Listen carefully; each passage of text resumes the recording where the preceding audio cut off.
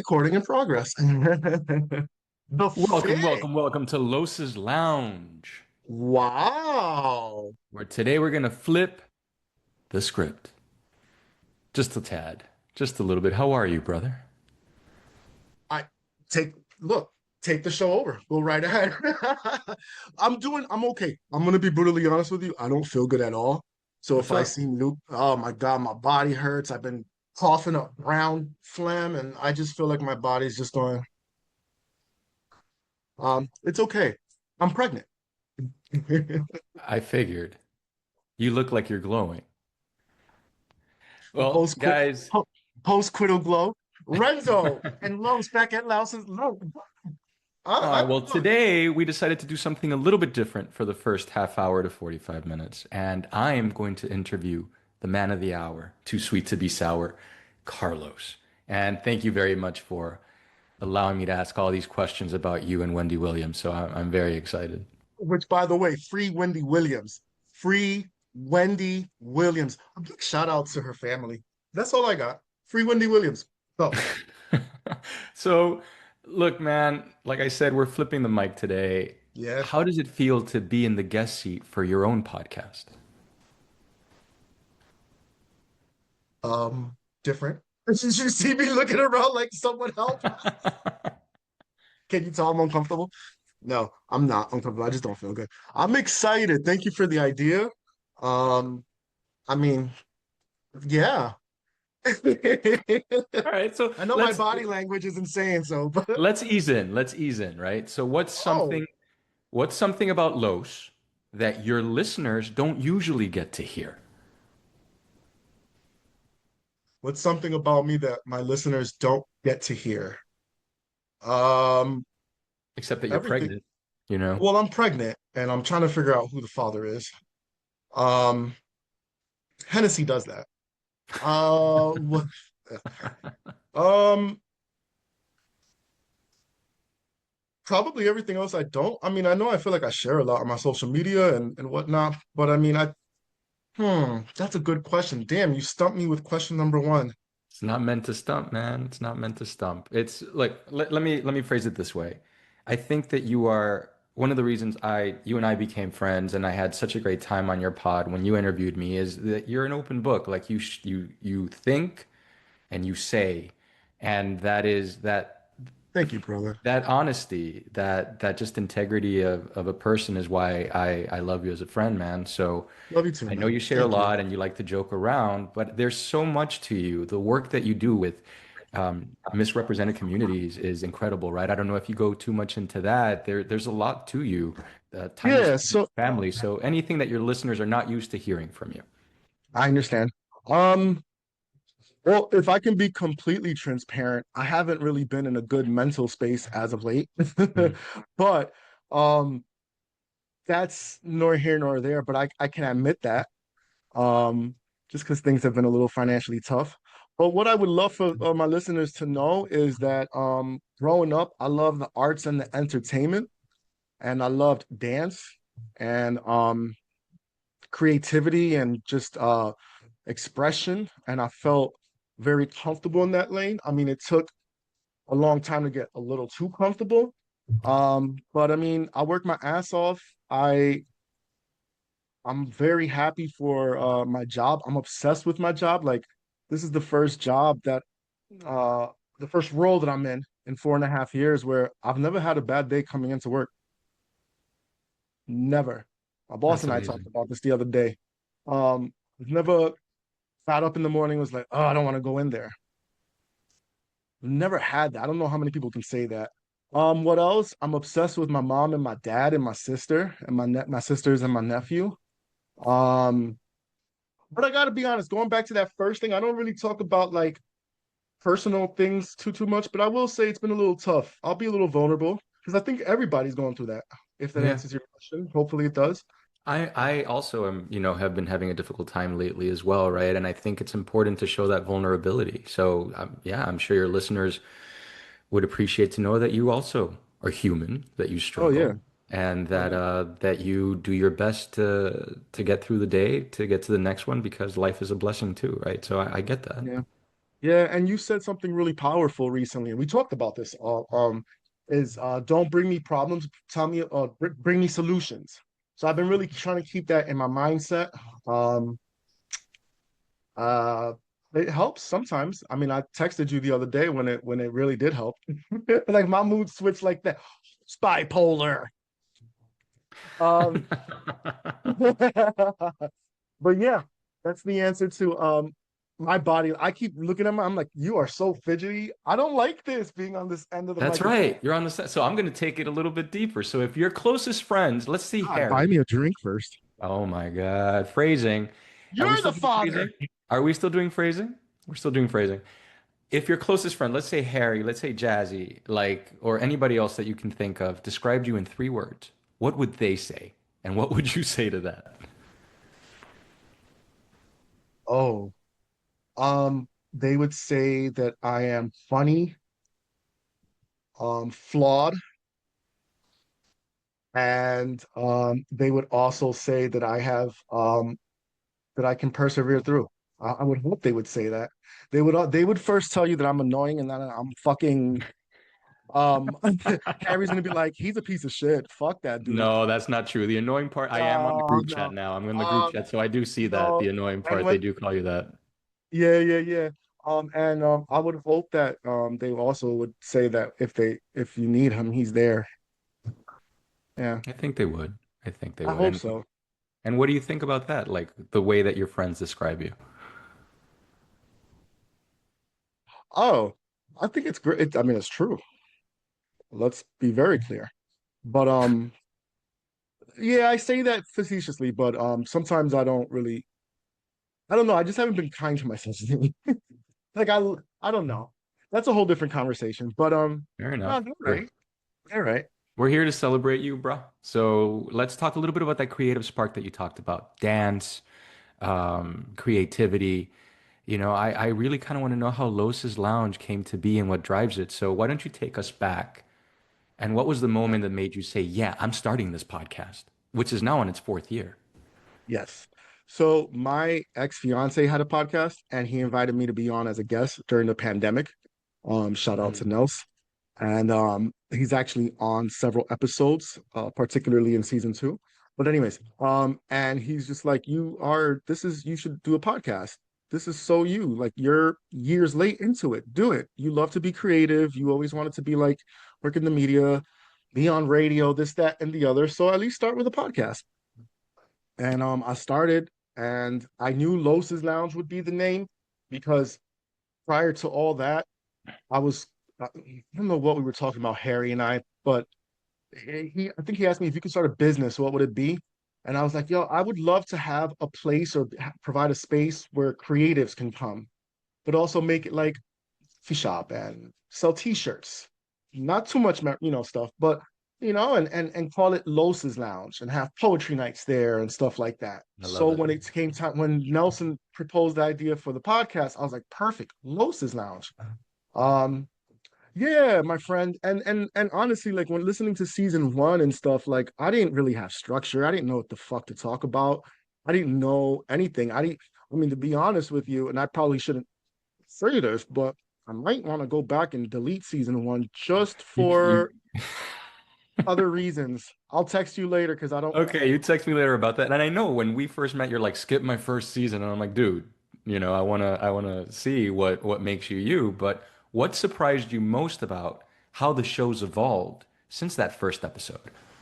Oh, just applying everything that I learned, um, and really getting the show structured and having my co-host.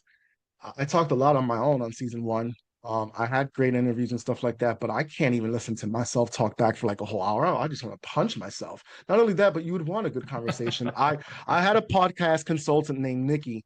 And Nikki was cool until he wasn't, and that's all I'm gonna say. But Nick um taught me a lot and gave me a lot of background knowledge.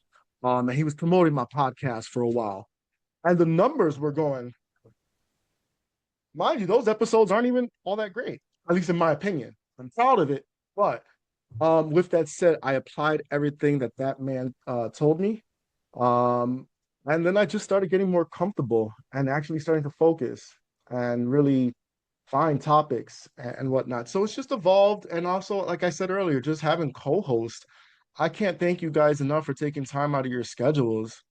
I don't get paid to do this. I don't pay you guys to do. You know what I'm saying? Like if I was signed to a network, all you motherfuckers would be with me, the four of you. You know, I tell Harry all the time, if this show gets picked up, I'm not doing this by myself. Hmm. And then he looks at me, he's like, dude, I have a fucking wife and kid. Like, not everybody can just pack up and go with you. Um, so I'm really proud of the content, the structure, the sound is better, and the conversations. I just think that the episodes got better and better. Even just the ones where Harry and I hit press record and we just shoot the shit. So that's Okay. that's a long answer. I'm sorry. No, how dare you? How dare you talk Dare under oath? you? I feel that, right? And I can tell you that I think I really appreciate you as an interviewer because you really do hold space. I know you like to joke around and stuff, but when you have to get down to it, you Yeah. are empathetic and you do listen and you make at least me, I can speak as a guest from my experience. You make me feel heard, you make me feel welcome, and I think that's an art. It's not just it's a skill as well. It's a skill and an art, and I think that you have that. So I'm gonna Thank stop you, kissing your ass Renzo. right now, but Thank you. I You're am pouring interested. into my cup. Yeah, man. Thank you. Shh. So, but you've built this with so much consistency. It's 4 years, brother. What keeps you coming back to the mic? What makes you want to have season four, season five, season six? Oh, it's easy because when I first started this, I mean, now I would love to be signed to a network, but if it never happened, that's okay. That wasn't the purpose.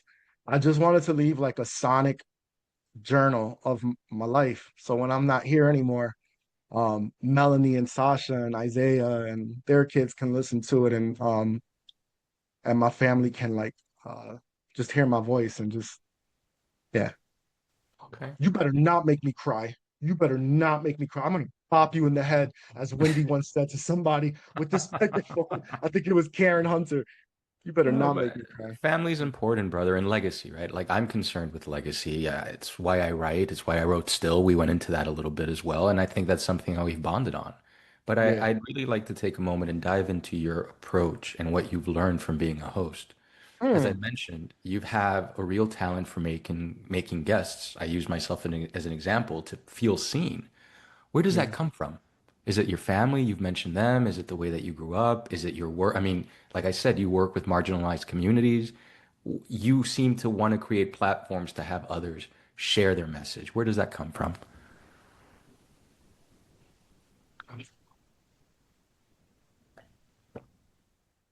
Because I learned from everybody. And there's only, I feel like, so much I can bring to the show as a host. And I think it came, I think if I am that, thank you so much. I accept that. That took time then because I'm I can be very make it all about me. I have like Mm. that only child syndrome, even though I have siblings, right? Man child number one.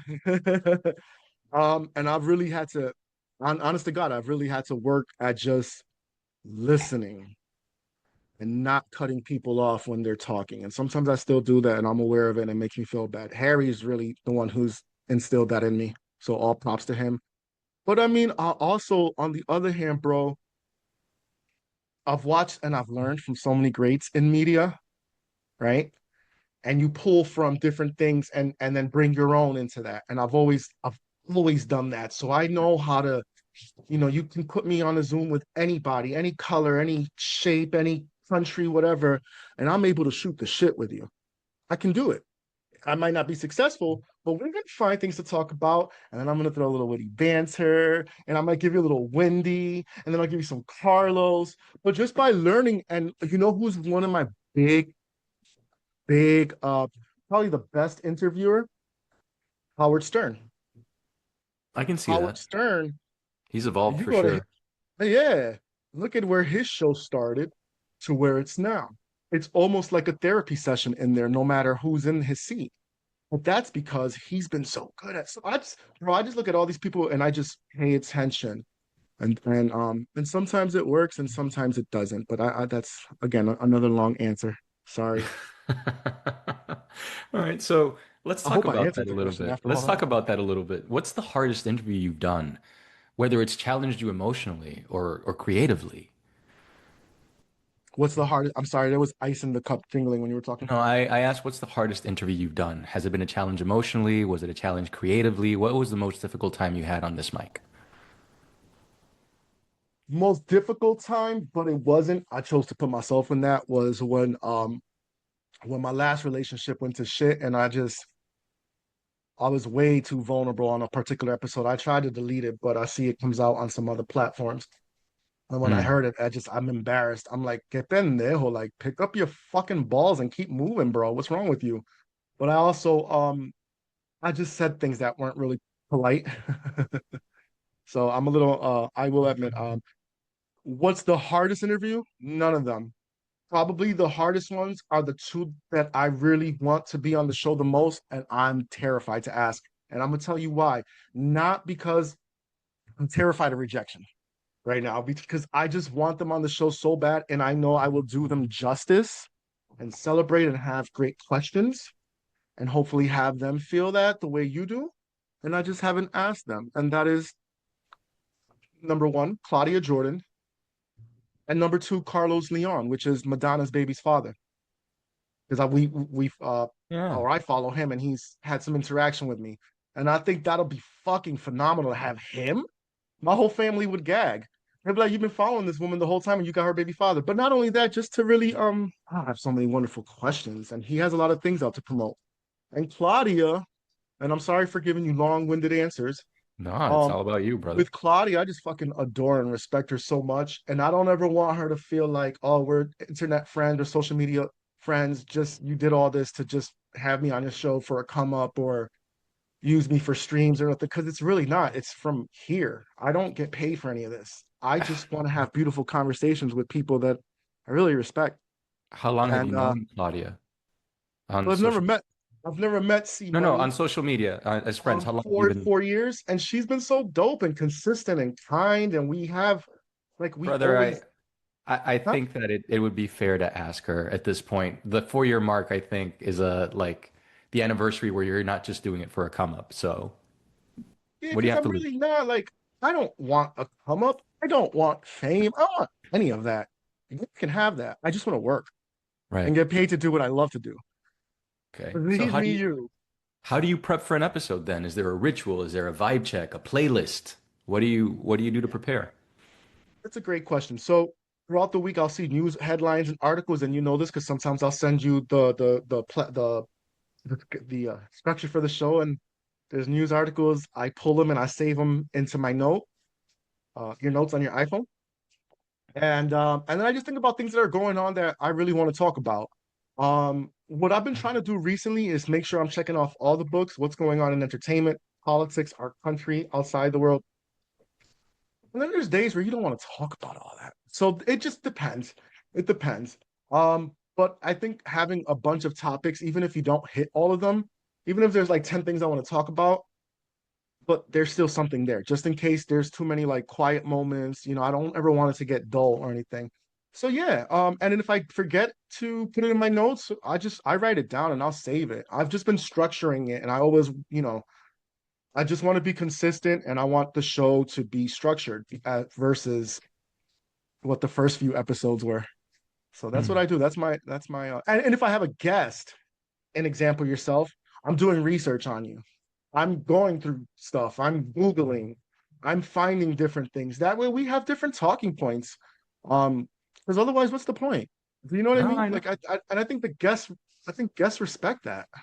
I do. I think I shared with you on our first episode that I appreciated that it seemed like you did your research and understood some of the themes that I was trying to, or discussion points that I wanted to put in the public sphere, right? So I can, again, I can vouch for that, that if that is your intent, that is what I felt. But Received. you give space for others to be vulnerable, right? Has this show helped you grow or heal in any way?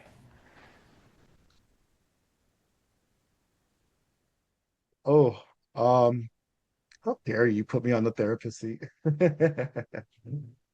I don't think the show had.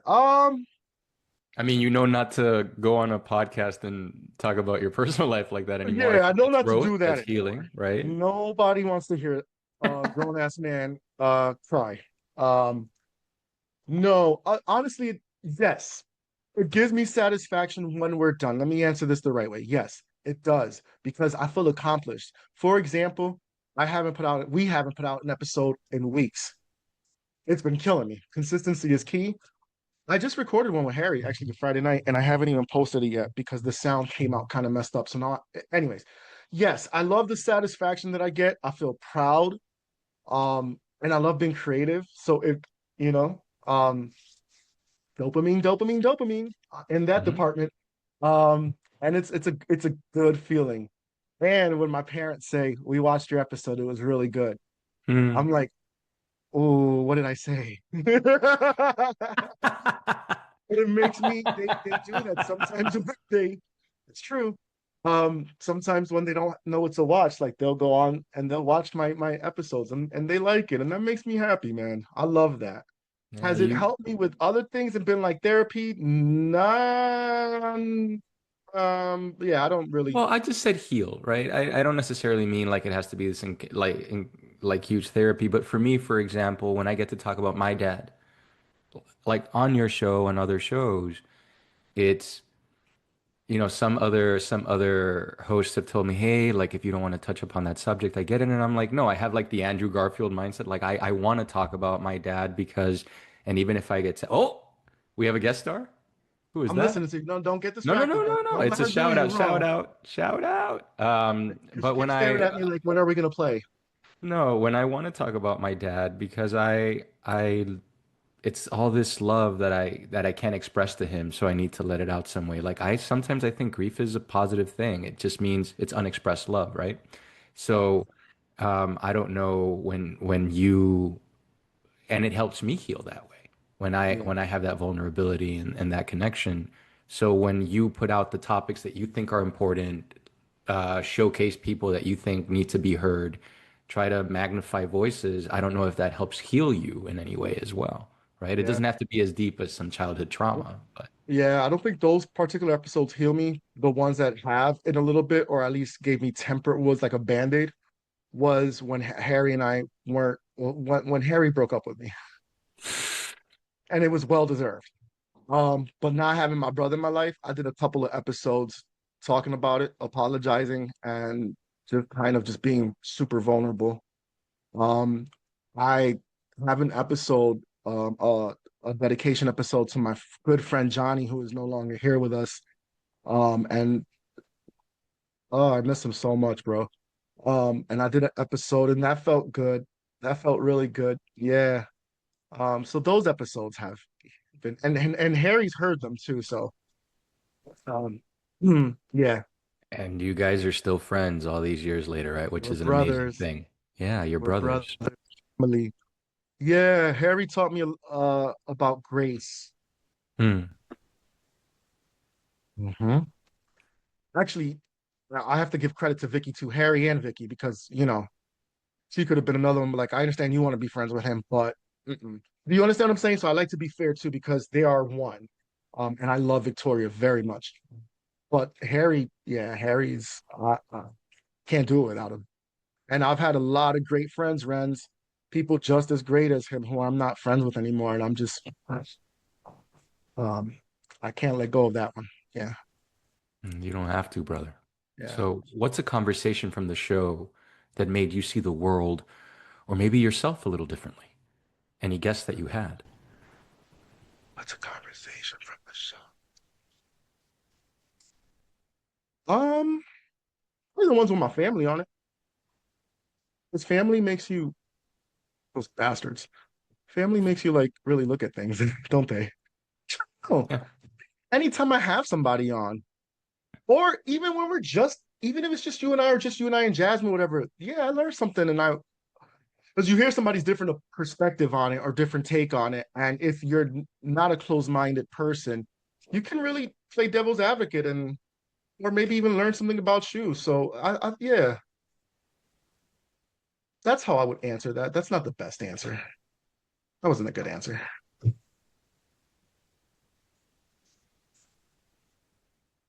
I can't hear you. I'm sorry, brother. Can you hear me now?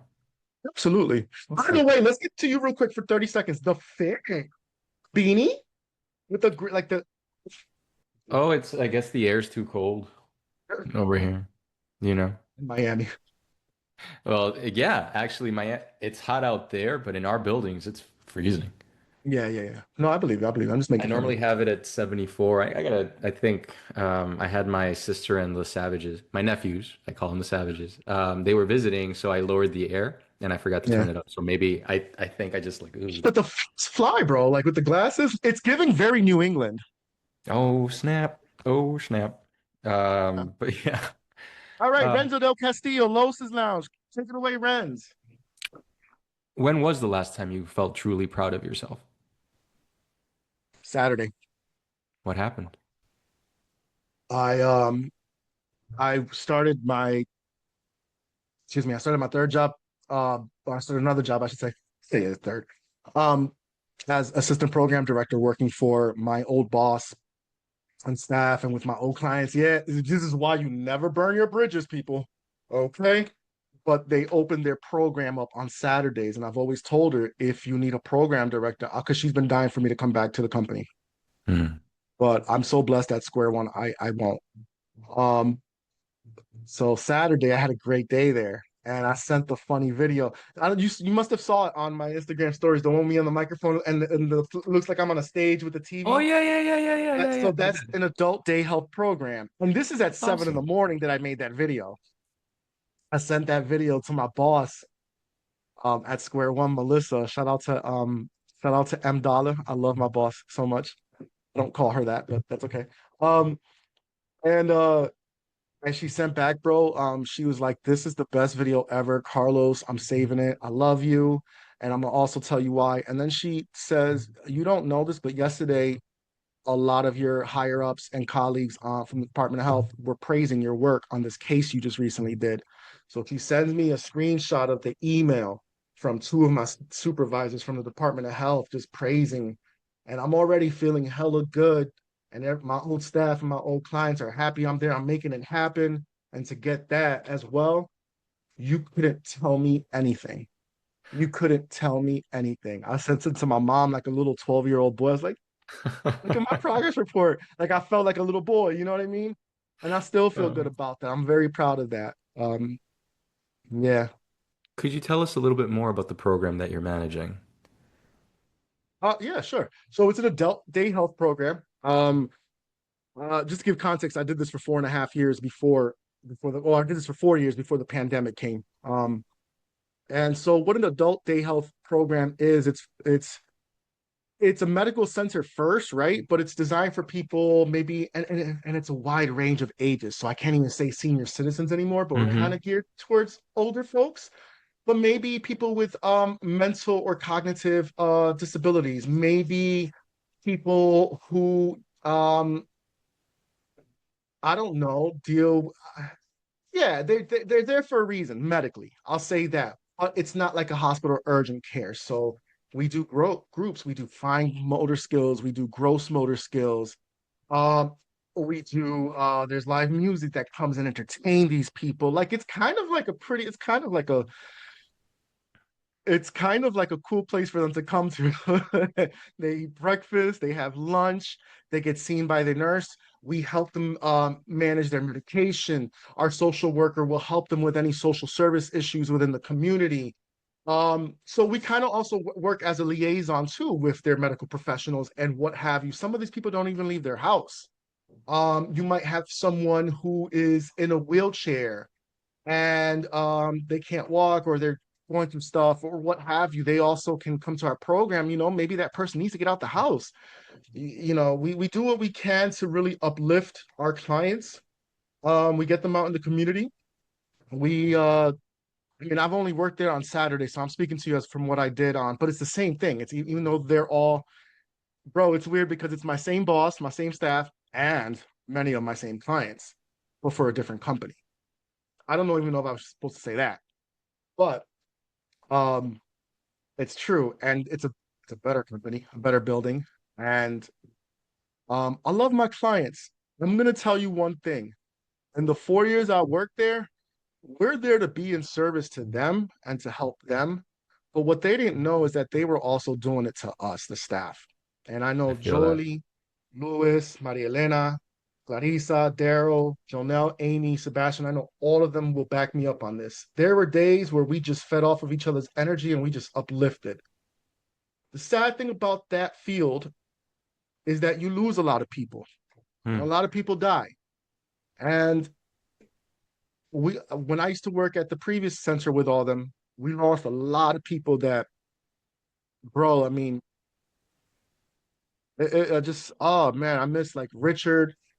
Um, we had a couple, an older Puerto Rican couple, very spiritual and religious. And when they went to and this is in January of 2020, you can Google it. They went to Puerto Rico and they were murdered by the brother-in-law. And we all had to fucking go to work the next day with that news.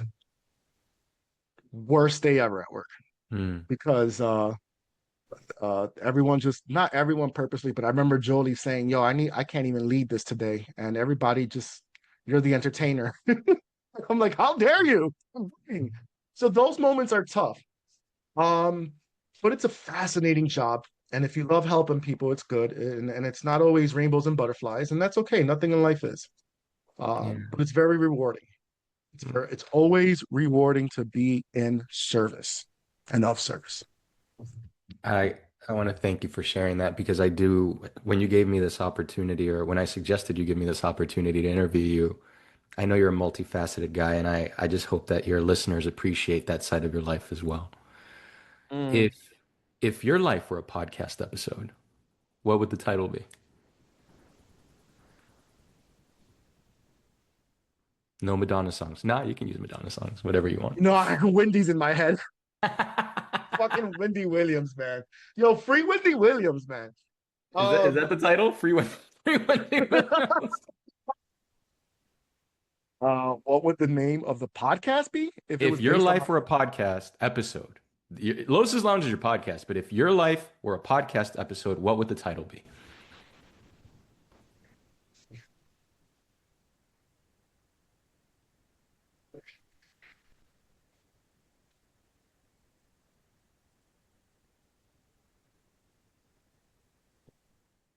his story What was it?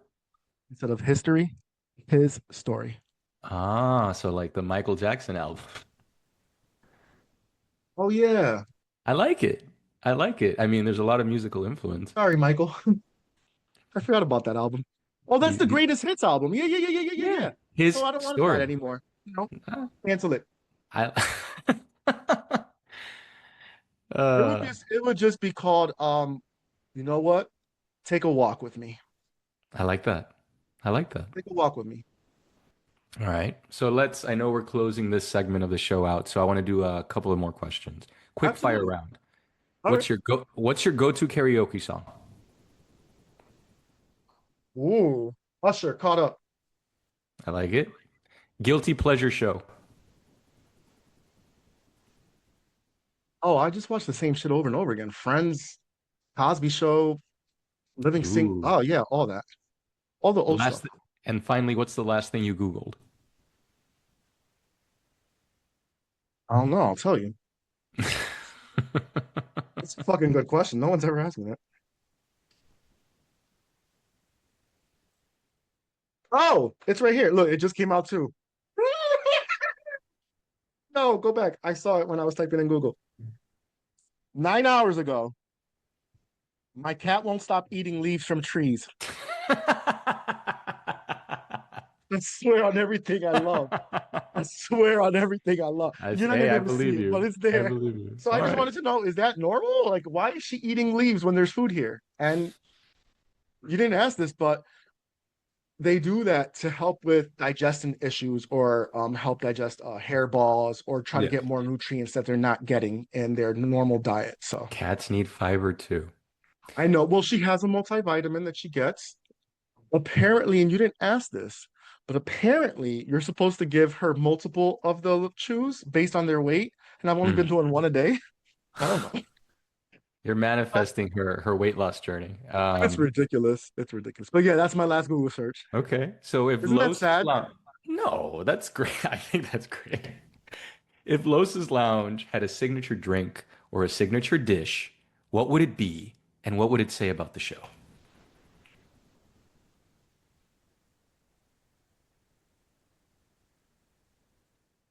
The signature drink would be a night. Oh, well, that depends on the listener. The Mm, signature drinks, too. A nice skinny margarita, okay. right? Not too sweet. Uh-uh.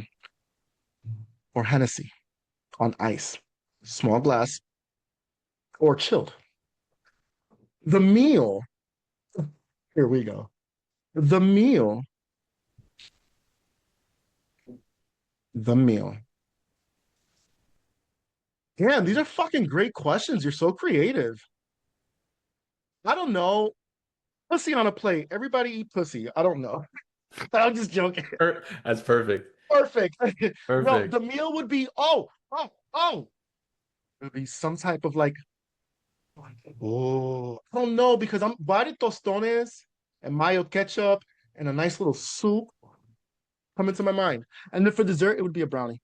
Okay. And what does that say about the show? Is it maybe like Skinny Margarita goes down Nothing. It easy? says that I probably have the munchies and that I have a horrible diet. It says Yeah, nothing about the show. But if fair enough. anything, it's comfort food, I think, for some people. So I would look at me answering this question. So I would want this show to be people's comfort show. Come in, come laugh, come judge me if you want. I don't care. If you had a good time for like the last hour, we did our job. Because I know we have a good time doing it. I have a good time doing it. So I yes. Okay. So manifest this with me. Where do you see Los's Lounge 1 year from today?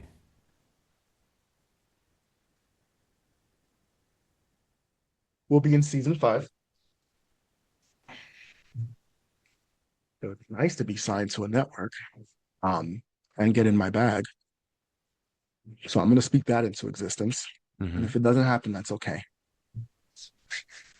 Where do I see myself? I see Los's Lounge bringing in more guests. I see Carlos Leon on the show speaking into the existence, and hopefully Claudia as well. Big sis in my head. And I'm such a 43-year-old groupie bitch. It's ridiculous. Um, yeah, I would hope that it's still just that, bro. Just that. And that the episodes were still good. Are you crying? Yeah, you made me emotional. No, I'm rubbing my eyes. All right. So you've asked a lot of great questions on this show, but now it's your moment. What's a question you wish someone would ask you? How long you and Madonna have been friends? I don't know.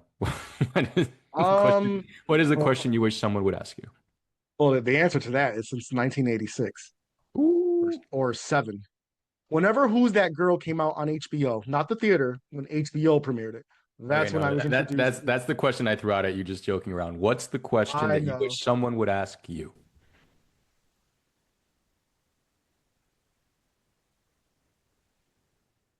I want to, it's hard to answer that because, like, I would want them to be personal or, like, very introspective. But then I'm also, like, you just see, look at this whole episode. I've been here, I've been there. It's been so uncomfortable being on this side of the microphone. And you would think I'd be okay with that, showboy number one. So I don't know, but I would hope that it would be something. Oh, yeah, I don't know. I can't answer that for you. Okay, we'll come I'm back to it. sorry. Maybe you'll give us an Easter egg another show, but look, Carlos, I want to thank you for letting me turn the mic on you. I hope that even though it was uncomfortable, I made you feel as comfortable as possible. Um, do you have any last words you want to leave with your listeners? Something from your heart before we close out this segment?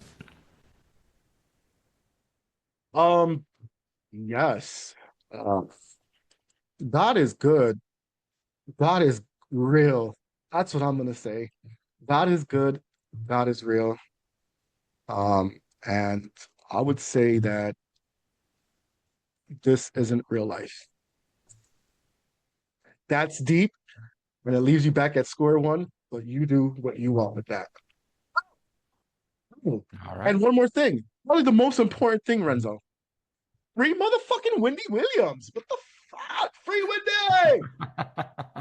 Well, that has been Los of Los's Lounge, allowing me to just flip the mic and interview him for a little Yes, he bit. Thank did. you, Yeah, he brother. I did. My brother, he appreciate did a it. great job. I'm sorry I was so like fidgety, but No, and I didn't think I now, was gonna react like that. now the mic. Rosa's Lounge podcast. Renzo Del Castillo, Carlos Reyes. We are in the building. Hey, we have to give a big shout out to Jasmine and Harry, which are our, the other co-hosts on the show. I also have to give a big up to Renz. I don't know if I shared this with you, but to everybody listening lately to the show, the analytics have been the highest. Like, I mean, they're not in the millions, but for this show, we've had a lot of streams. Good. Seriously, brother. Like in the last, and I know that people that pull in millions and millions or hundreds of thousands are probably like, whatever, motherfucker, that's not a lot. But for this show, once again, where is it? In the last 30 days, 17 over 1,700 streams in the That's last 90 awesome. days. Yeah, like where did all this start happening? In the last 90 days, over 3,000 streams. Get out of here. Yeah. I'm grateful for each one of those. I'm grateful for all of those people that are just, even if you're just listening to a couple of episodes.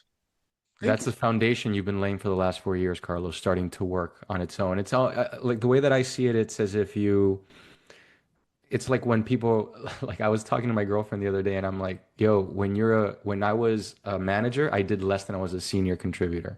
When I was a director, I did less than a manager. When I was a VP, I did less, but it's not in terms of like laying the foundation. I did more in terms of ideation and helping others succeed. And I think that's what you're starting to see now. It's taking 4 years, but you're laying that foundation and now it's starting to go off on its own. So I see that going up, brother. I Congratulations. hope so.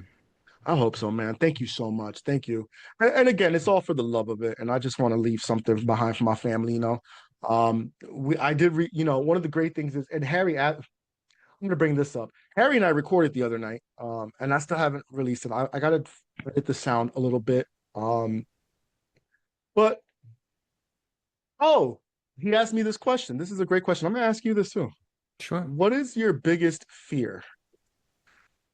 Um, okay, I'm interested to hear your answer first. So Sure, before I finish sure. my thought. I think I I don't do horror movies because I go with like I'm like I want Freddy to kill the stupid teenagers at this point, like so like that type of stuff doesn't scare me. The things that have always scared me when I was a kid, I'll tell you a short story and then it'll make sense. So when I was a kid, around the time I was about 2 to 3 years old, closer to three but not three yet, my parents figured out that I learned how to read on my own. They had read to me, they had given me blocks, but we were driving and I'd be like reading stuff and they're like, "How cute, he memorized that." And then I would read other signs like and they'd be like, "Wait, what?" So they took me to see a therapist where they, examined me and said, I had a high IQ.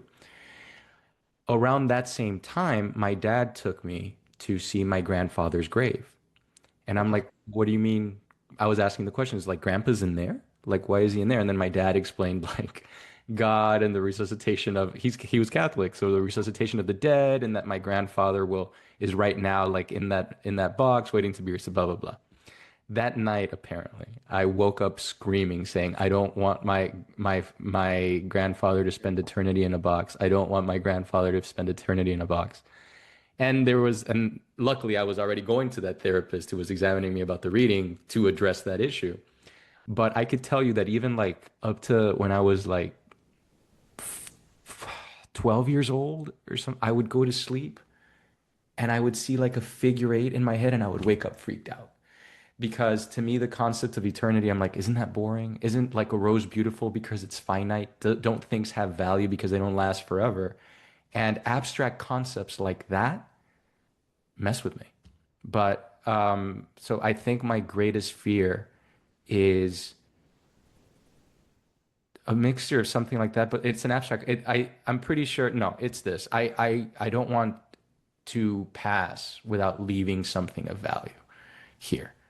I want my family to be okay. I want my friends to be okay. I want, the poetry, the work that I do to transcend me. And because of the terms, not necessarily because like I want Renzo del Castillo to be recognized forever.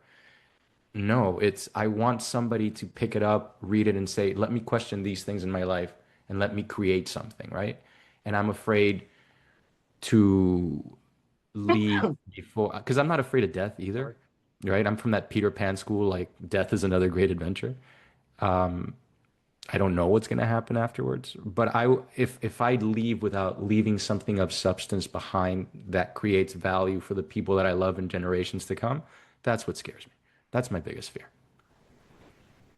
Does that also come in the form like, because I think about that too, like maybe even just creating or having a child, that's you're leaving that like I guess does that also come in the form of like, do you want to be a father and have So kids?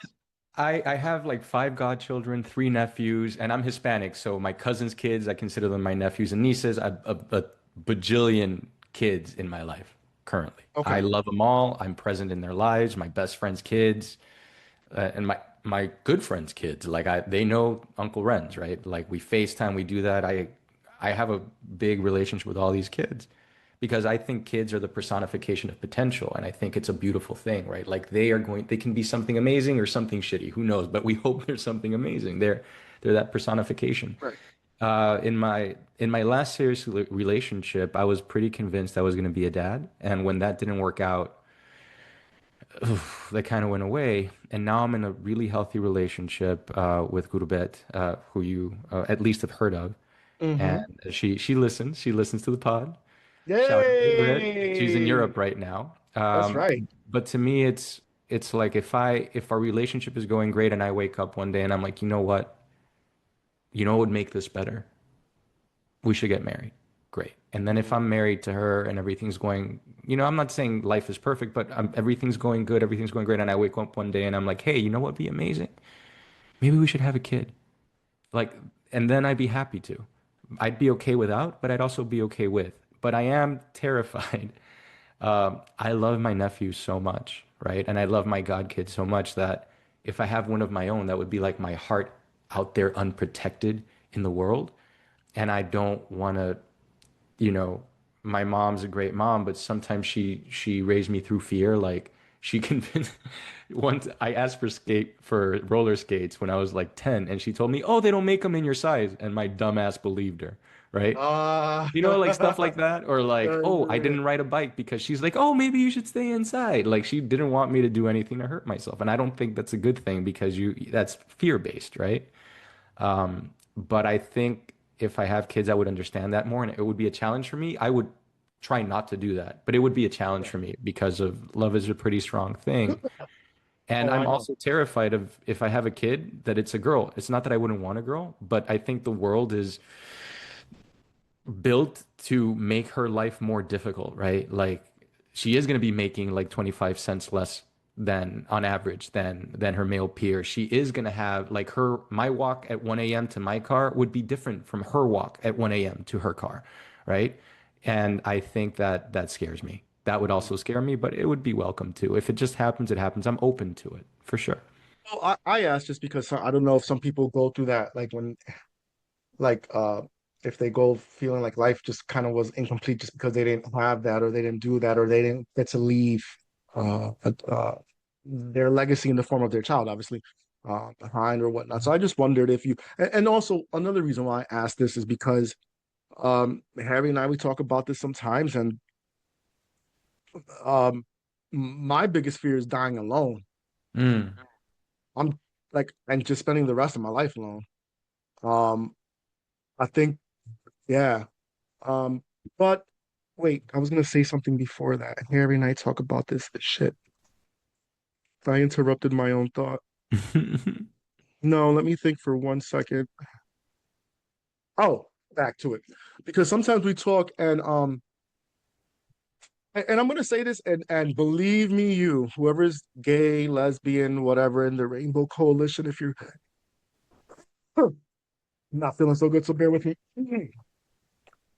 If you listen to the show, this is not an attack on the community. Don't slide in my DMs. You're offended. You're this, you're that. And I don't care. But when I look back at my life, I really wish I wasn't gay. I really wish I wasn't. Like, I detest it. And it's so weird saying that at 43 than how I felt maybe even 3 years ago. Mm. And it's not because I can't achieve all these things as a gay man. It's just, I don't know. I just, like, I wish I had like a wife and a kid and, kind of like my woman holding me down when I come home, or vice versa. And that's, those normal things, um, hell yeah. And sometimes I tell him, I'm like, I wish I don't know. Because some people, you can say it and they're like, well, go get it. It's not impossible. Excuse me? The deed has been done. Like, no woman is going to sign up for all this chaosity. You should move to Miami. I know women that have signed up for that. Nah. But I'm not saying you look, But I'm oh, not saying like, hey, switch teams. That's not what I'm no, no, no, saying. no, no. But what I am, no, no, no. But let me just be clear. Like, I don't know. I made this statement to Harry, and I feel like the gay life has served me has served me nothing. Hmm. What have I gained from this lifestyle? I mean, I've gained a lot of things in terms of expression and activism and fighting for your rights and living in your truth. But I myself, what this, I've met great people, I've met shitty people, and this can go for anyone. This maybe isn't a sexual, but I'm talking about specifically in the rainbow culture. And I look back at just a lot of time wasted. Um, I can go into more context about that context, but I'm not. I say all that to say is that I just wish it wasn't. I just really wish I wasn't. Yeah. Yeah, I would love because even if I was still single and straight and still in this apartment, then at least I could say, damn, that's kind of, it's gonna happen. Oh, I don't know. And then honestly, Renzo, I'm on this where I'm at now with what is the word that Harry and I always use? With oh my goodness. Where I'm at now and my train of thought and whatnot. I believe in God, but I don't think and maybe not just me, like I haven't put in the work. And I know I said the comment earlier, this is not real life. It's what happens afterwards. You do what you want with that. It's because it's the truth. After this, there's a whole nother story we don't know. Hmm. And if according to all that is true, like there's a lot of things that can I know this is going on a tangent, that can put you in hell. And baby, I don't want to burn. I'm just gonna be with my family and trying to walk with Christ. And you have to, I don't know, and this is gonna go down a whole rabbit hole, and you're probably thinking, who is this guy talking to me right now? No, But no, these are dude. the Like, conversations and please don't feel my judged by mode of this. thinking. Yeah. I can't stand Pride Month anymore. It's not that I don't want everyone to have equality and all that stuff. It still has nothing to do with that. But when you sit back and you look at it, and this shit just hit me like about a year ago. We're taking a whole month to celebrate our sin. Get the fuck out of here with that. I don't believe that. I understand the Stonewall riots and the history and all that. I get that. But then when you go to these pride parades, you got like half naked men walking in leather, people walking like dogs, all these fetish types and pups and all that shit. I don't want my fucking kids seeing that shit. Get the Hmm. fuck out of here. And I just think it's just annoying. It's just annoying. Like I don't know. I feel like I've disrespected my higher power way too much to sit there and be involved with that. Now, I'm gonna conclude this with this. These are just my thoughts. This is my journey. These are my opinions. If anybody listening is probably blown away by that, I'm sorry. I don't know.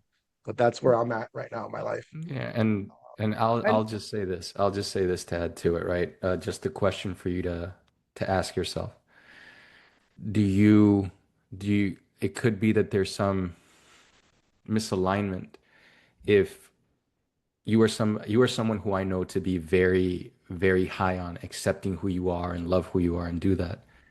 And then if your belief system makes you think that who you are is a sin, again, I'm not showing judgment or anything. I'm like, if yeah, no, that's no, the speak. case, No, go ahead. We can, yeah. there's a misalignment there, then the resolution will probably bring you more peace, you know? Mm, mm. For me, I'm telling myself just just do better. Not that I'm. It sounds like I'm doing horrible. I don't know. I'm just more conscious. I'm trying to be, bro.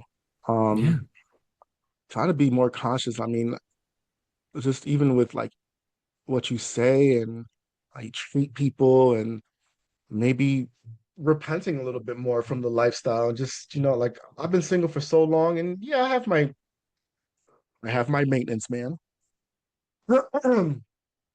You shut your mouth and mind your business.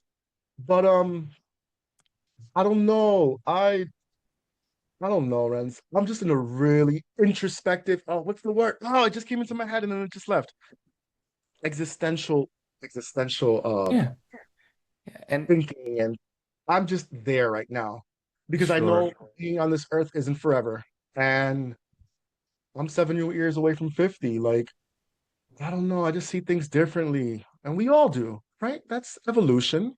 And And that's the again, I thing don't though, want. like anybody who would for any listener, right? Which I don't think so, but anybody who would take this vulnerable moment from you and put judgment on it, I have to like again, just like the way I'm terrified of having a girl, like if I have a son who ends up being gay or a girl who ends up being gay, like it scares me, but not because I have anything against it, right? I don't. Right, I have right, one of my best friends growing up is I have a bunch of friends who are part of the LGBTQ plus community.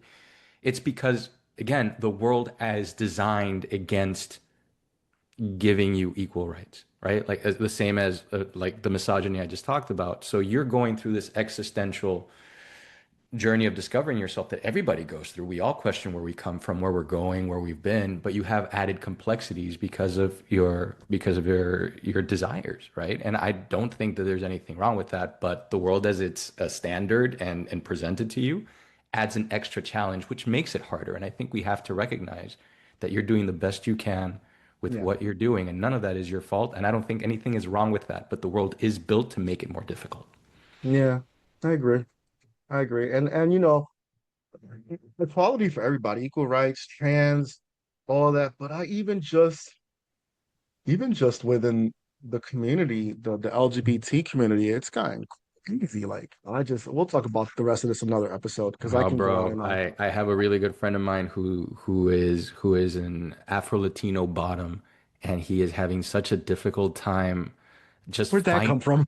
I know he taught me a lot, right? Like I learned from like I didn't know how difficult it was for him to date. I did not know all of the like the caste system that exists within the community, right? And it's just those complications. I at first I'm like, because I was always like, you're amazing, go, somebody's gonna love you for you, and he's like, let me break this shit down for you, okay? Boom, boom, boom, boom, boom. Here's what bottoms, and then there's people that say they're tops, but they're really bottoms, and then like it's not, and because I'm Afro-Latino, there's prejudice and racism within the community to this, and this, and blah blah blah. And I was like, it would drive me insane too. It would drive me insane. So there's levels to every group in Yeah, society that we might not be privy to. So if you're going through it, brother, just know that you are allowed to go through it and you're right. allowed to figure out your answers. You know what I mean? Absolutely. And then here's the other side of the coin too. Like I say all this, but yet I know that if I got into a relationship with a partner, same sex, and I'm happy, then it almost feels like if it happens, I'm not gonna run from it, like from quality person, not just anybody. You know, we don't do that anymore. If you're But gonna I know I slide into don't. his DMs, be quality. No, just have joy in your life and Hmm. have a sense of humor and I think sometimes things less is more. Seriously, I don't know. Anyways, let's get off of that. That was a rabbit hole of truth. Again, my truth. So this is not an attack on. I will say one thing, and this isn't an attack. This is a criticism. Actually, this is the truth, and I'm gonna tell you with my pinky out. A lot of these young rainbow members who are playing the victim card online, y'all better do some push-ups, call your father, and grow a backbone. Um, because it's not that serious. It isn't.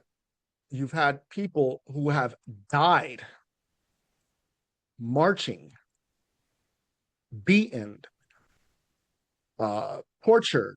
You've had people who have made this walkway a little easier for us now in 2025, even though the administration's doing all that, but life is always going to do that to you, right? You better grow a backbone. You better get some thick skin because I don't ever remember hearing any of the trans women that I came up with when I first came out or the gays and lesbian people that I've met 20, 15 years. Our generation's just, we're just cut from a different cloth, man. We really are, Renz. I see a lot of these young kids, and it's just like, yo, you guys have been brainwashed and are acting quite delulu. Cut it out. Cut it out. We are all Americans. We are all oppressed in this fucking country in some which way, shape, or form. Relax. Get your ass to work.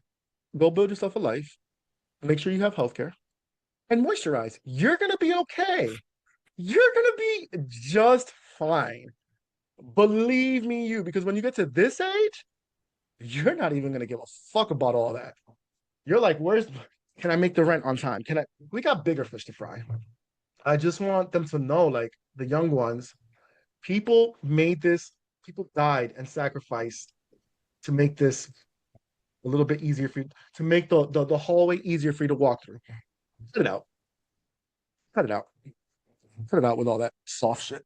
Anyways, happy Pride. Also, God punishes pride. So get it twisted. All right, next topic. Renzo's like, where is this episode going? Log me off. These are The not views Renzo's expressed ideas, by by the Los way. from Don't slide Los's up in his Lounge. DM. Oh, wait, is his finger pointing the right way? No, it's that way. Oh, wait. Oh, because it's opposite. Oh, here we go. Here we go. So my finger's pointing. No, no, look back. There you go. Don't point, don't slide in his DM. These are my thoughts. We're all human. We're all human. And you know what, Renzo? At the end of the day, we all just want to be okay, man. And a lot of us just want to laugh and just have a good time. You know, Mm. let's get into I want to talk about this briefly. But I'm kind of interested to hear your thoughts on everything that's been going on politically. Like Elon's out. It seems like they're having tit for tat. Okay. We have measles on the rise. Robert F. Kennedy, is that his name? Hmm. Robert Kennedy Junior. Jr. Um is not helping the situation. None of them are.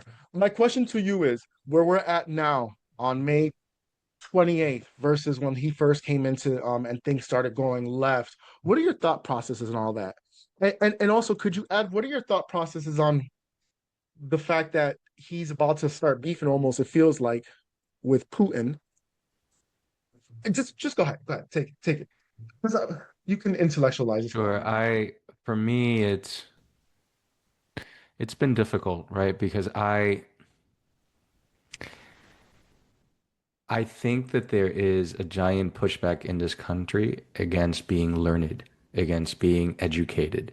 You see what's happening in universities, you see, but it's been happening for a while. And let's be honest, the university system played a lot. School system also played into its hands by, knowledge is considering yourself elite, and I know more than you, so I'm better than you. Like that stuff has happened, right? I'm on the board of a nonprofit that helps marginalized communities, and we were having this discussion yesterday as we were discussing the mission and vision and the values. And they asked me the question like, what do you see?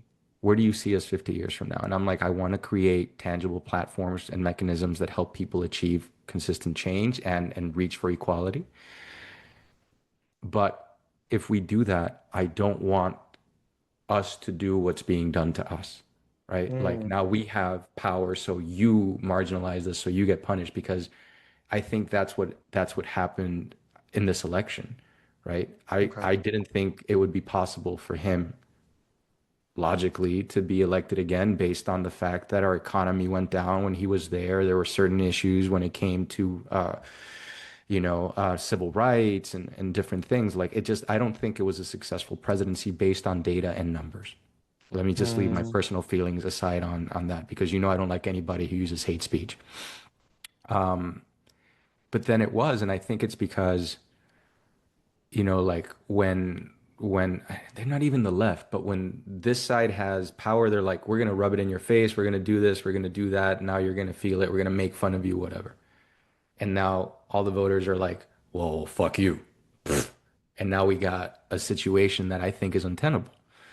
And I'm simplifying, I'm greatly simplifying this, so please forgive me, right? I'm just trying to make a larger point. Sorry.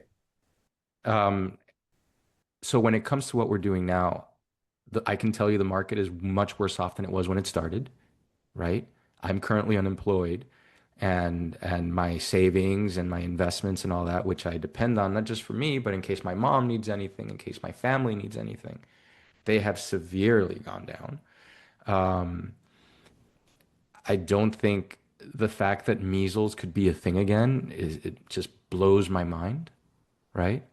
Um, to the point where the logic is people who are anti-vax invented vaccination again. It's their suggestion without calling it vaccination. I think that the protection that we have in our national parks and all is incredibly important. Those are our cultural patrimonies. That's being affected. Um, the the fact that I don't think tariffs are going to help because what is it? Bring back American jobs to the U.S., right? Bring them back here. Let's do it. We don't have the infrastructure to do that because since the 1950s, we shifted from production to a service industry, right? We provide services, and our biggest service is tourism. But the immigration policies are hurting that. People would rather go to North Korea than come here now. You can look that up. I'm sorry. I wish I wasn't prepared for the question. I would come with like annotated examples.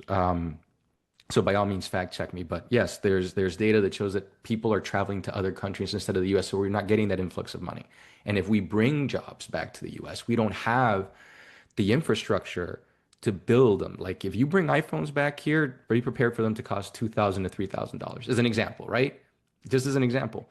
But that's fine if you want to do that to bring back American jobs because it's going to take at least a decade to help certain industries come here. And in the meantime, the middle class is disappearing. It's getting harder for people that are below the poverty level to live, and I just don't think it helps. So, do I think we're at a good place as a country? No, I don't.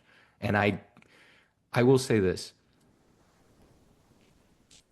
I am not rooting for the government to fail because everybody will suffer if it fails.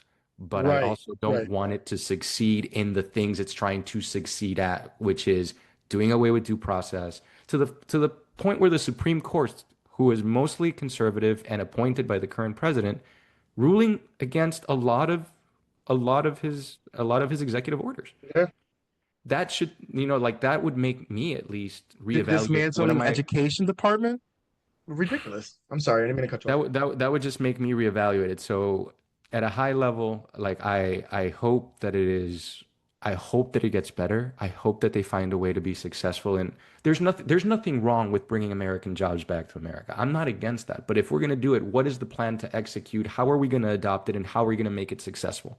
And how do we as a country not suffer in the meantime, right? If that's your plan, I'm not against it. Show us how you're going to do it. But the tariff system doesn't work because it's not the 1950s, right? It's like going, it's like me going to Walmart and me going to Target and me going to Publix or whatever you guys have up north and just buying a bunch of stuff and then the credit card bill comes to me and I'm like, oh, that's unfair. You're charging me too much. That's not how it works. So understand the system, how it works, and then move forward. And the other thing that concerns me is that people with positions in terms of cabinet and in charge of multi-million dollar organizations in the sense that they manage multiple millions of dollars, billions of dollars, they've been appointed and move forward, but they don't have expertise in what they're doing. Hmm. They don't have, people who are supposed to be in charge of medical organizations are not doctors. They haven't gone through it, right? And I think that also comes actually from nothing against your podcast, but I do think it comes from podcasting where you have people that are like, hey, I watched this Instagram reel on the subject. Now I know more than this person who devoted 10 years of their life to going to school for this. No, you don't. No, you Right, don't. right, right. You want to go sun your balls? Fine. There's a high risk you're going to get cancer, right? But it's like this I feel that I know more situation and this pushback against education and learning more and being informed that I think has led us to where we are. And also, I will say that a lot of it came, as I mentioned, because whenever that was the thing to do, and whenever, people that were educated were there, they weren't doing what was best for the country either, right? So there's resentment that's brought up. So I think we need to stop this cycle of they did this to me, I did this to them. Like, okay, we're in Yeah. here. How are we going to solve this together? Yeah. And it's I mean, and not just recently, but we've seen the rise of division just amongst people in our country be due to politics. There was a time, and you know this, where we didn't discuss politics or religion at the table. We didn't, these for this exact reason, because sometimes these things breed division. Um, but I also have to put that on the individual as well too, because Yeah. not all Trump supporters are horrible people. It's just anyways, to your point, it seems like the administration now and just is allowed to get away with anything. The level of um competency, we see that with things that are happening with the aviation systems. That's one example. Trying to dismantle education, cutting funding from so many important programs. For example, in Western Massachusetts, we were cut funding for asthma. I think it was the EPA grant or what have you. I know Vicky can speak more to this, but Harry's wife, she lost her role because of that cut. I'm sorry to hear that. We no, she's still working, but in a different role. But and I probably shouldn't have said that. I'm sorry, Vicky, if you're listening. I don't want to put your business out there, but this is a perfect example of how it is affecting. Massachusetts is one of the states where the highest population of asthmatics, like just asthma is horrible out here for many people. And so to cut that funding, it's crazy. To cut funding for other programs, like sometimes I wake up and I think, my God, I hope they don't get rid of the childhood lead poison prevention program. Then I'm out of a job. Um, it just seems like they're allowed to get away with anything. They're pardoning people who are, well, it's criminals pardoning other criminals. Because I just read last night that Todd Chrisley and his wife from that reality show were pardoned. These Oh, people Christy were knows in, best or whatever. yes, yes. And these are people who committed fraud. And their part, which by the way, if I was Todd Chrisley, whatever his name is, he must be pissed because I'm sure he was having a good old time back there behind them bars, honey. How you doing? Honey, to his wife, all right, better check your man's booty hole. Might be a little loose when he come home. Cause he is a screaming. I'm sorry, I'm being mean, Renzo. My apologies, I'm being petty. But to the point is, it just seems very corrupt. It doesn't seem like a system that we can believe in anymore. You have, they keep on the trans thing. They keep on the I haven't heard anything about fixing grocery prices. You're about to cut Medicaid and Social Security.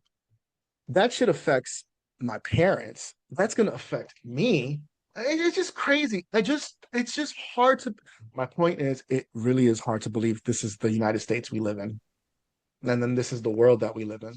There's so many crazy things that go on. Renz, I don't know if you do this or not, but sometimes I go in a rabbit hole on Instagram and I'm seeing like so many weird and just like things that you're like, wow, this is the world.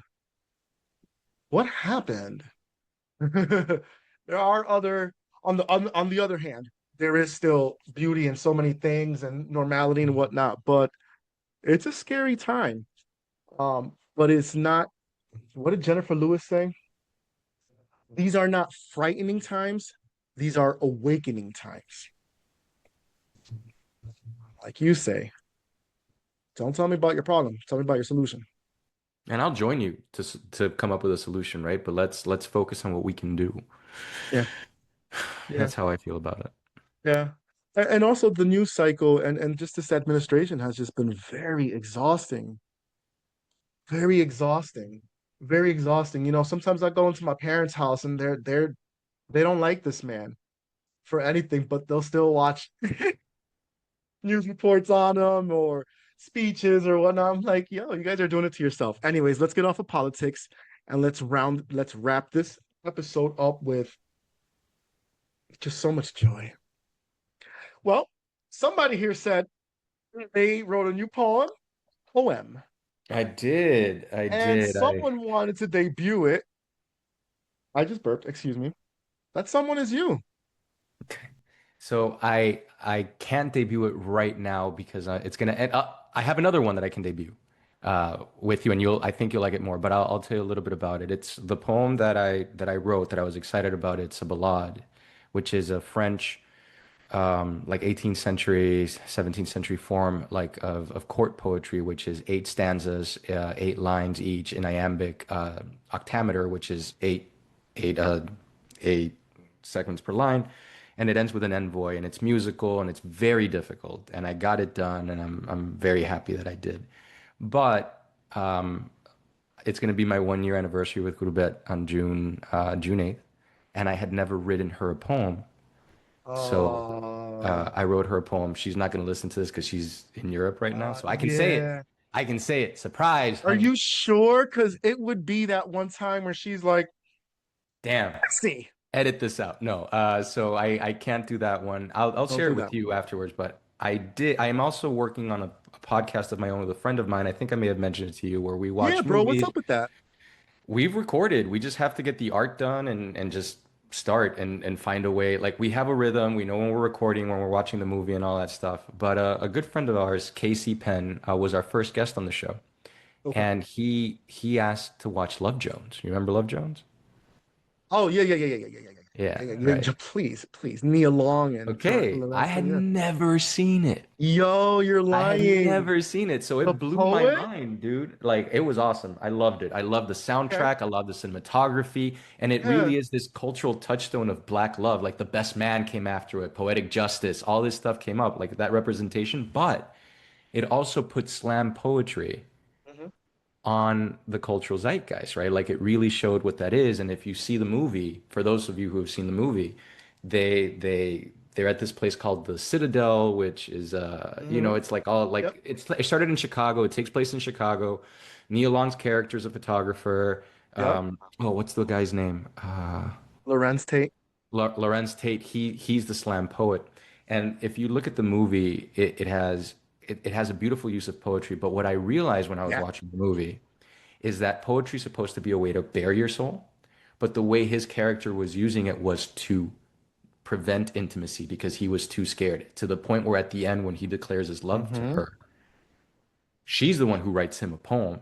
Hmm. And then when they meet outside in the rain, spoiler territory, if you haven't seen it, it's been, almost 20 You've years. only had 35 years. Yeah, yeah, yeah, something like that. Oh my God, yeah, a long time.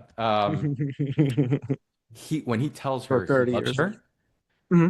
he doesn't use poetry. Okay. Yeah. Right? So he Yep. he says it straight out. And I'm not saying you can't be honest with poetry, but it shows the danger of avoiding intimacy through poetry, right? So I wrote this poem called A Blues for Mrs. Jones. Yes, a reference to that beautiful AM radio hit, Me and Mrs. Jones, and also to the poem he writes for Love Jones, and also Yeah. Love Jones, right? So I can debut it here if you'd like. I would be honored. We would be honored. Everyone, the Okay. whole world. Thank you. Go. So it's a blues. I wish I had some accompaniment. It goes with a bass, but it's called A Oh. Blues for Mrs. Jones. My pen is a prudent poet, deliberate with its strokes, afraid to stutter and blow it all, betting on baseless hopes. So I apologize for all these words left unwritten, and the ones I dressed up for you in poetry, which I unbutton now, smitten by the nakedness of truth, asking you to flow with me. Come on now, baby. Let's go on and get out of this rain. Truth is, Ooh. I'm scared of getting wet, and maybe of refraining from composing this refrain. My pen is a prudent poet, thrusting on you rhyme upon rhyme. Come find me after this last stanza and know it. I promise I'll say it right this time. Oh. What the what? Oh, I just this almost went in my mouth like I'm giving head to the microphone. What the one So I figured microphone? you'd like that. Microphone, not a I penis. figured you'd watch Love Jones. I figured you'd Yeah, appreciate it. absolutely. Can I ask you something? Yeah, Where did that 1-900 call guy voice come from? that's my voice. I didn't know that was sexy. That's my voice, dude. I'm just reading it.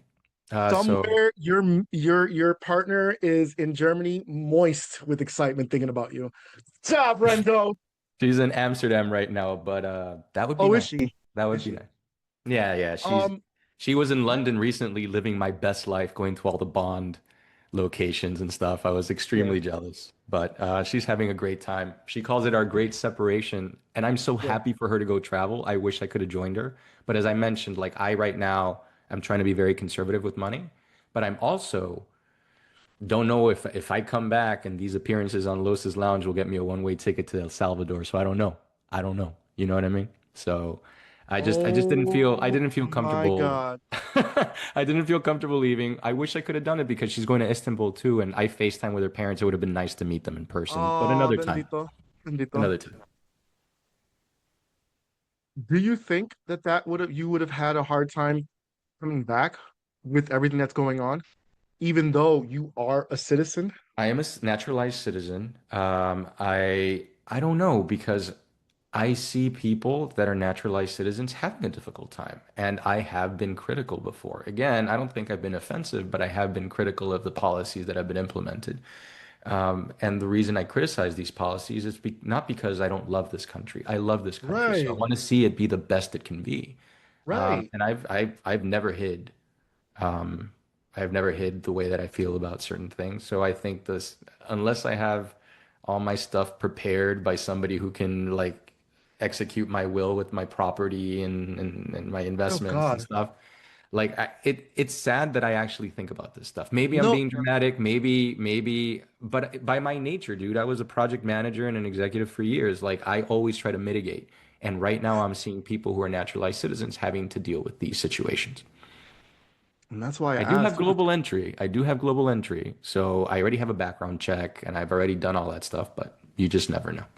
You just never know, and that's the world, that's the country we live in now. And it's just so sad, bro. It's just like it feels almost, and I don't want to keep harking on this, but it almost feels like the end of times, bro. Actually, I'm gonna make this statement. It really is. Well, first of all, we know it's written. I'm not gonna go there. We did that earlier. I went on a whole tangent.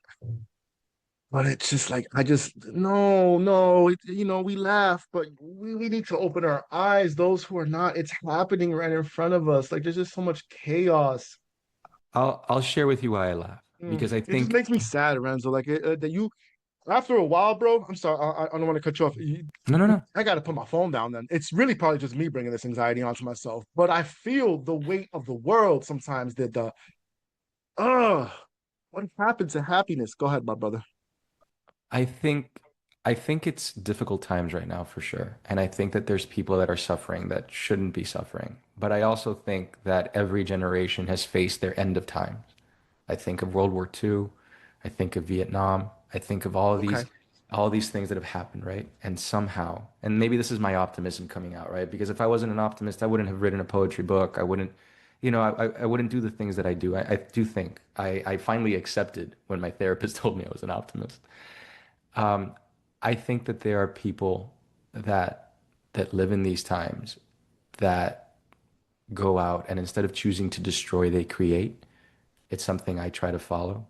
And that's an encouraging thought to me. So while this is difficult, standing on the sidelines, we're not going to get anywhere. But working together to find solutions to the things that are happening right now, that's going to get us through. So is it the end times? I don't know. Is it difficult times? Yes. Can we find a way to move forward? I hope so. If not, what I do we hope do? so too. You I know? hope so too.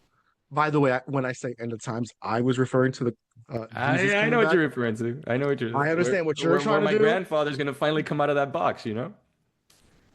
He was trying to soften the. No, no, no. It both points valid, both points whatnot. All right, one word associate. Oh, we did before we finish this with the one word association. Renzo's book still can be found wherever books are sold. You can go onto Amazon. The book is called Still. It's a bestseller. He's won awards, and he didn't have to sleep with anybody to get the award. Well, no, yeah, no, I haven't. Fabulous. Please go get his book. When's the next book? And I'm I've working asked you on this it. before, but please refresh my memory. I'm working on it. As you see, I'm writing new poems and I'm getting everything together. And I'm really, it's interesting because before the ballad, I had that. an Ars Poetica that took me like a month to figure out. And then this ballad, I was thinking about doing a ballad, and then it took me like a month and a half, and I finally put it out. And it's a love poem and a tribute to my girlfriend, but it's also about different worlds coming together and people that have conflict finding a way to resolve it. That love isn't perfect, but conflict and through work and conflict resolution and communication, when you speak different languages and when you misunderstand each other, that's the beauty of the dance, right? And the reason I mention this, it's because I think it's important work. Maybe I think too highly of myself, I don't know, but I think these topics are important. They should be put out there. And I want to use these classical forms, which is why I'm going through 168 different forms to figure it out. Like a ballad hasn't, it's hard. It's hard to do. Yeah. Look it up in terms of hey, let me write a poem. Let me choose a ballad is probably and then if you choose to do iambic octameter, which is 8 per Iambic line, as opposed to pentameter. tetrameter, which is 4 per line, it's even more like, what are you doing? But I wanted to do it because it was challenging. And it's a multi-layered poem, and I want to put out more work like that. So that's what I'm working on. Oh, you just actually, okay, I was going to ask you that. Is the book, when you do release it, are you going to focus more on the, how do you say it again? Ballades? I'm Will it gonna, be a book so I'll or tell you will it about be it. variety in So terms of the structure and the sound? I can pull out some stuff. So the book that I'm working on right now, and it's an idea because I have some other things because these movie poems are becoming something else too. But the book that I was working on is I wanted to take 106. I found and researched 168 different types of poems. And the reason for that is I know a lot about poetry, but I know enough to know I don't know enough about poetry. There's so Okay. many different forms. There's so many different countries and cultures that come up with a way to express the things we're trying to express with poetry. So I did some research. I found like 168, 170 forms of poetry, wrote them all down, linked to where the explanations were, and I have all that. And I'm going through and I'm like, alphabet poem, right? An alphabet poem is a poem that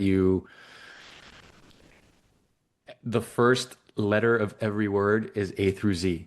That is Right. incredibly difficult to do. You Oh, can do a line, but it's a word, and you got to try to okay. make sense of it. Or there's an I freshly, which is an Irish form of song and meter, which has complicated rhyming schemes that I did. There's the Hmm. people, the sonnets that people know, haikus that Yeah. people know, ars poeticas, which I mentioned, which are poems about writing poetry, the ballade, which I mentioned, which was used in French courts, right? And all of these things.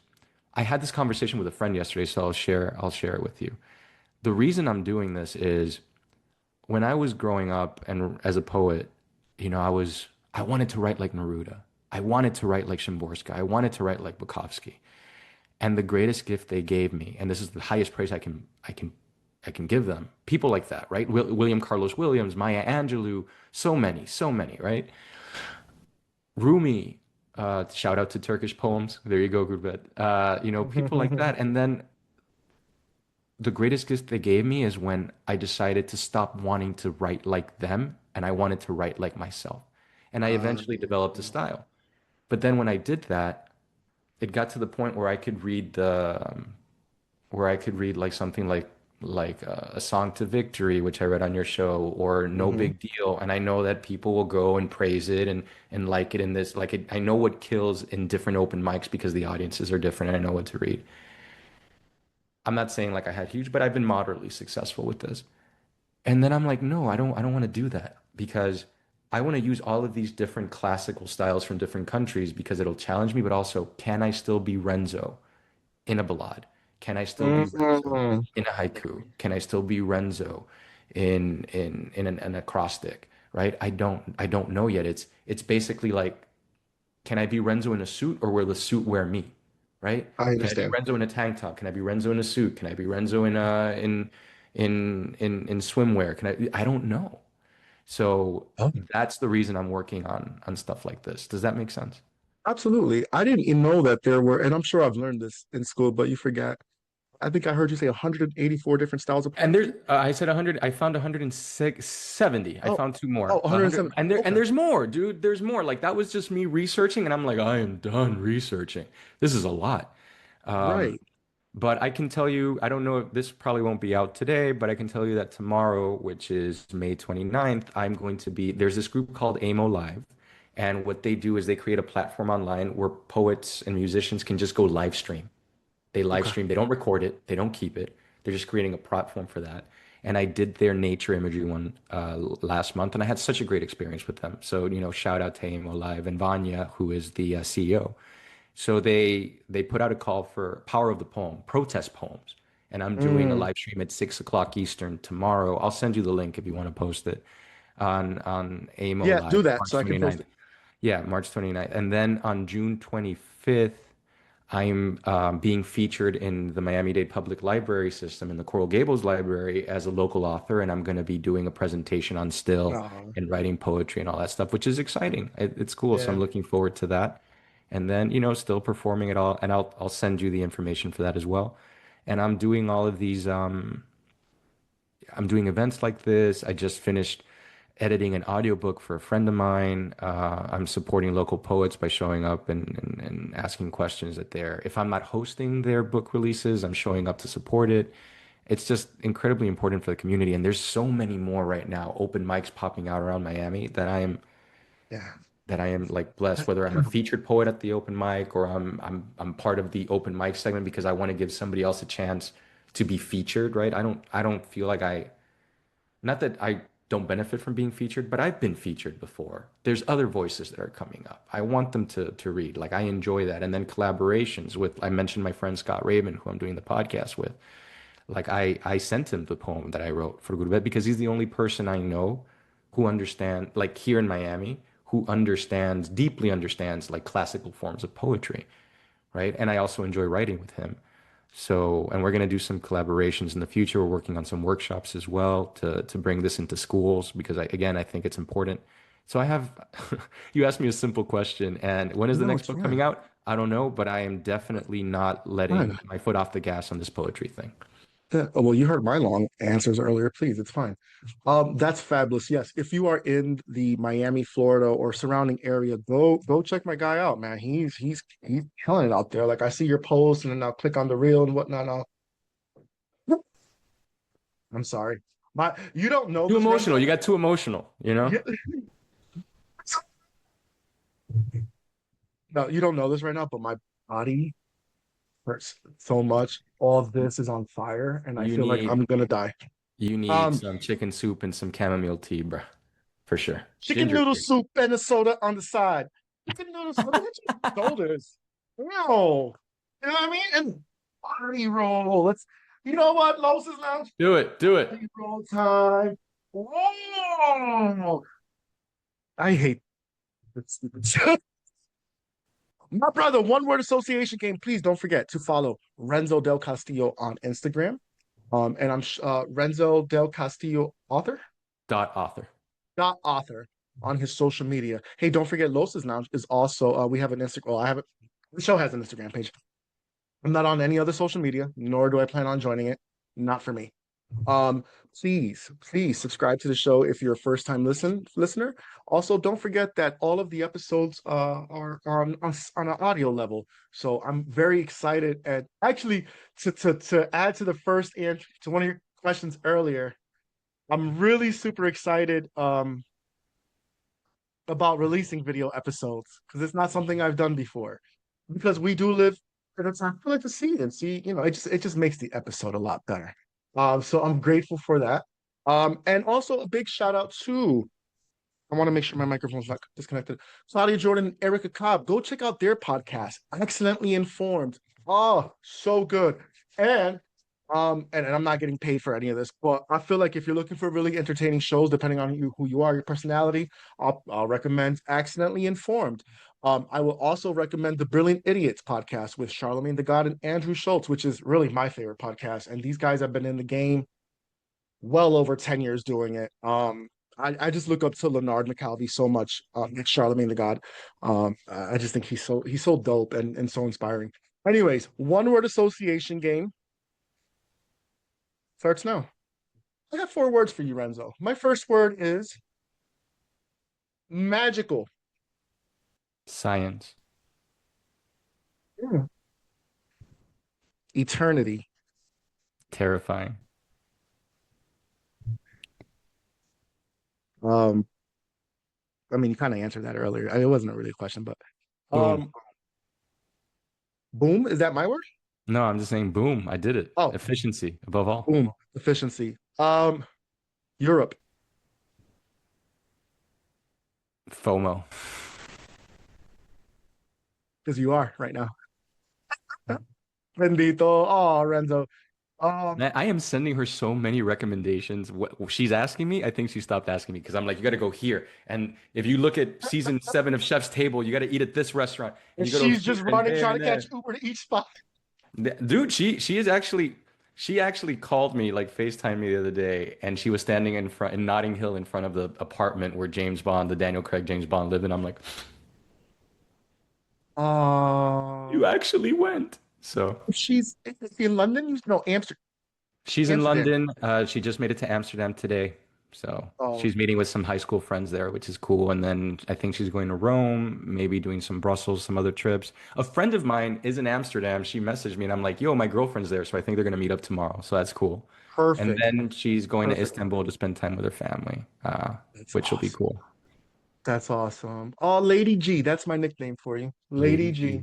Lady G, when you watch this episode, just get back home safe, please, I'll make sure please, she does it please, after please, after please. she gets back and sees the pod, Oh, and then she can watch this episode. look at, oh, somebody's getting lucky that night. Just go ahead, Renzo, make that baby. No, let me stop being facetious. Last word. And again, I apologize. Last word for you. Oh, last word for you. Um, oh, America or the United States of America. That's more than one word, but All right, all right. So our country, right? I'll give you 2 words. Worth saving. that's it. Drop that motherfucking mic. Drop the mic. I would let you ask me the 4 questions, but you did this already earlier. I want to thank you for, first of all, your preparation. Your questions were incredible. Thanks for doing it again with me, my friend. I really do appreciate you. And I'm sorry I was so fidgety earlier, but I can't forgive you. I do want to say one last thing to your audience, guys. This was my request, and the reason I had this yeah, request was basically to make this show mine. No, the reason I made this request was I think Carlos should be highlighted. I think that this is his show, and I wanted to give all of us an opportunity to get to know him a little better because he's a person worth knowing. He's a friend of mine now. Like I can say that honestly, and I'm looking forward to getting to know the people you love so much, like Harry. And I got to know Jasmine a little bit. I can't wait to interact with her again. So I do the time that we were all supposed to do it together. I had a I Broadway show. know. So that was on me.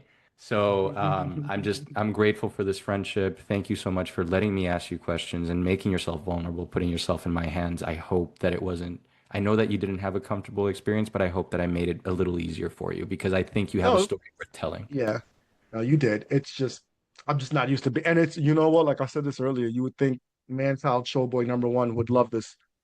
Um, but I learned today I don't. So you learn something new every day. Uh, oh, irony, I tell you. Oh, life. Renzo del Castillo. We are gonna stop talking now, but I'm gonna stop the record, but we'll say our proper goodbyes, as friends do. But as far as the show goes, we'll be back soon. And again, to the listeners, keep listening. I do apologize and the delays. I think the last episode was a month ago, over a month ago, but those streams are in the thousands now. I don't know who we think we are, but I like us. Um, so Los Lounge podcast, and we're out. Season 4. Sorry, I need like You're Nyquil. just manifesting. You're manifesting for I'm next year. manifesting. Yeah. Thank you, love. That's Ren. Stay there. I'm just gonna stop recording.